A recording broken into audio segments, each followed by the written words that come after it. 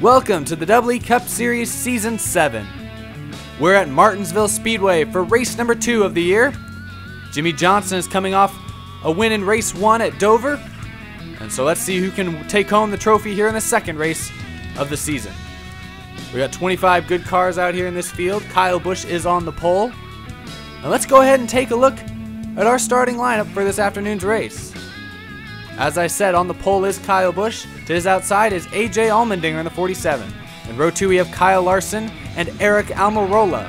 And then in row 3 we have JGR teammates Matt Kenseth and Denny Hamlin. And then we have in row 4 Greg Biffle and Ryan Newman. And rounding out the top 10 is the 17 of Ricky Stenhouse Jr. and Casey Kane in the 5. And then we have Danica Patrick and Jimmy Johnson, our race 1 winner. And then we have Joey Logano in the 22 and Chase Elliott in the 24, who spun on the final lap of that first race. And then we have Kevin Harvick and Dale Earnhardt Jr., along with Austin Dillon and Paul Menard. And then we have the 15 of Clint Bowyer and the 6 of Trevor Bayne, along with the 1 of Jamie McMurray and the 2 of Brad Keselowski. And then we have the 19 of Carl Edwards and the 41 of Kurt Busch. And rounding out the field is the 14 of Tony Stewart. So there's your field. It's a good one. 12 laps, like I said, around this half-mile racetrack. And Kyle Busch is on the pole. Green flag is in the air. We are underway at Martinsville. And that inside lane is always very advantageous on these restarts, as Kyle Busch is going to rocket into the lead. Larson's going to fall in second. AJ Allmendinger is able to get in line there in third. Meanwhile, Almirola now is stuck up on that outside lane, just outside the top 5. We begin the second lap of today's race. A big mess of cars right here. Biffle got loose. He's on the outside now of 3 wide. That's a mess for him. But up front, it's Kyle Larson going for the lead on Busch on lap number 3. Eric Almirola is still stuck on that outside lane there. He's just trying to hold on to 7th now. Stenhouse underneath him. Danica going to go to the bottom now. There's a lot of 2-wide racing here. A lot of guys stuck on that outside as Larson continues to lead. He's trying to pull away from Kyle Busch. 2 Gibbs cars, Kenseth and Hamlin still running 4th and 5th as there's contact for 2nd. Allmendinger gives Kyle Busch a nudge. He falls back into 6th place as we got a spin on the front stretch. A hard hit for Eric Almirola. And it looks like Ryan Newman is involved as well in a 2-car crash here right on the front stretch at the start-finish line. Brings out our first caution here on lap number 5. Let's see what happened. It was the top right of your screen there. Looked like it was hard to tell in that replay whether or not Almirola rather came down on Greg Biffle or if Biffle got into him. Either way, that's a very hard impact for such a slow, short racetrack like this.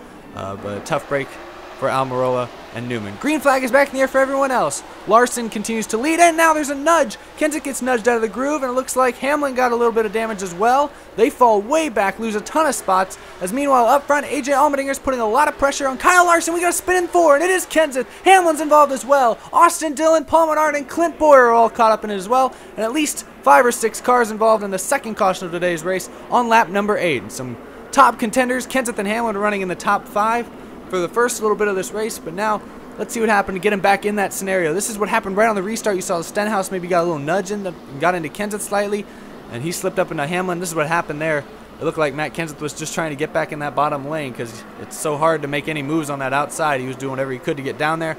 Got clipped by Dale Earnhardt Jr. and got sent up into the outside in front of all those guys. Nothing any of them could do at that point, but so a tough break for some strong cars in today's race. Everyone else is going to restart, though, with 3 laps to go here at Martinsville. Larson continues to lead. Green flag is in the air, and that inside gets a good jump. You saw Greg Biffle jumps in there from 6th. As up front, Ricky Stenhouse Jr. is going to move into 2nd. Haven't talked about him too much, but here he comes now into the top 5. Larson's still leading, but he's got a lot of pressure from several hungry drivers behind him. Kyle Busch moves into 3rd. We have less than 2 laps to go. Larson puts a big block on Stenhouse. He's going to hold the lead now through 3 and 4. Larson gets nudged into the wall. Ricky Stenhouse Jr. takes the lead here on the white flag as Larson's going to fall back to 5th. Kyle Busch now is going to have a shot at Stenhouse. It's the 17 and 18 cars into 3 and 4. Busch to the inside. He draws even to the line. Who's going to win it? It looks like Ricky Stenhouse Jr. is going to get his first ever Double E Cup Series win, and it's here at Martinsville. As they raced door to door to the line, bumper to bumper, by a matter of inches, it looks like Ricky Stenhouse Jr. is your winner. Look at this in super slow-mo. They're bumping, beating, and banging all the way to the line, and that's the difference right there as Ricky Stenhouse Jr. for Roush Fenway Racing gets his first win of his Double E Cup Series career. Congratulations to that whole 17 team on a tough-fought victory today. Thank you to all of his sponsors. Here are your top 5. Kyle Busch had a good run today, ran in the top 5. He gets a strong 2nd place finish to help him out in the points. AJ Allmendinger with a very good points day for that small team. He finishes 3rd. Casey Kane needed a good run as well. He gets a 4th place finish. A lot of guys who needed good runs got good runs, including Greg Biffle, who rounded out the top 5 with a good finish. Here are your full results. Kyle Larson led for a lot of this race, was up in the front the whole time. He fell back to 6th. Chase Elliott, you see there, finishes 7th. That's a good run for him after his heart was broken in race 1. Strong run for Jimmy Johnson at 11th. He won their first race this season. This is definitely going to help him out in the points as well. As a tough break for all these guys, they were all caught up in wrecks. Kenseth had a good car. Almirola and Newman were both in the top 10, but they did not get the results to show for it. Here are your point standings. Jimmy Johnson, who won the first race and had an 11th place finish today, is your points leader. Remember, the top 4 in points at the end of the race, the 7th race of the season, will move on to that final race. So the goal right now for everyone is to get to one of those top 4 spots. So the points you're seeing right there is how far back they are from 4th right now. And as you can see, still not a huge gap for anyone. And there's still several races to go, so plenty of time for people to make up for lost ground. So thank you all for watching.